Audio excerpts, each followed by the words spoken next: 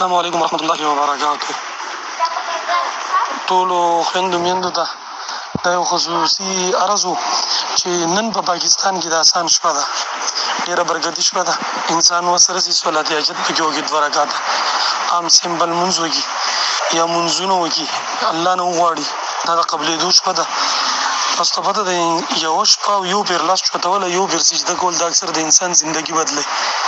نو خپل الله د انسان وجاړي، 2 رکعته صلات توبه وکړي، صلات حاجت وکړي، د الله تعالی نه وغواړي، صلات شکر وکړي. انسان روح یې باغې د الله شکرونه ادا کړي. او آسان روجو باره کې خو ما ګروپ کې ویډیوګانې ورکړې چې څوک دا روجو ونیسي، الله تعالی د یو کال ګناهونه معاف کوي.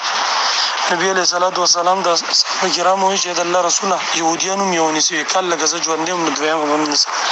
په پاکستان کې چې نن چا نه نیولي نو سبا لسمه دا ورسره ونیسئ، او که سبا څوک لسمه نیسي نو 11مه ورسره ونیسئ. خبره باندې پوه شوئ. الله دې اجرونه موږ ټولو ته رانصیب کړي او دعاګانو کې یاد ساتي.